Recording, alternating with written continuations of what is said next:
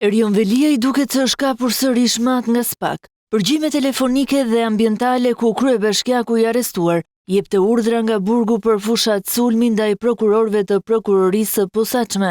Mësohet se janë mes provave të reja të paraqitura në gjykatën e apelit në seancën ku ai kërkoi lirin. Prokurorët që u gjendën nën presion për ditë me radhë I kanë bërë kështu një surprizë të pakëndshme kryebashkiakut, I cili teksa drejtonte fushatën intimiduese me statuse online ka dhënë urdhra dhe orientime që sulmi publik të vijonte dhe jashtë. Porosit e Erion Veliaj mësohet se ja ka përcjell të vëllait Arber Veliaj, që më pas ka pasur detyrën t'i shpërndajë tek persona të tjerë, por që ka qenë nën përgjim nga agjentët e SPAK si pjesë e veprimeve hetimore. Për mbajtjen e përgjimeve, prokurorët e SPAK mësohet se vendosën si provë të re në tryezën e gjyqtarit të apelit të posaçëm, Engert Pëllumbi, I cili shqyrtoi kërkesën e kryebashkiakut për ndryshimin e masës së sigurisë arrest me burg, ndërsa hetohet për akuza me korrupsion e pasrim parash. Urdhrat për fushat sulmi ndaj prokurorëve të çështjes Veliaj, por dhe të tjerëve në SPAK ata I përdorën si argumente shtesë, pse kryebashkiaku nuk duhet të lihet I lirë. Sipas SPAK, veprimet e Veliajt janë të palishme dhe kanë si qëllim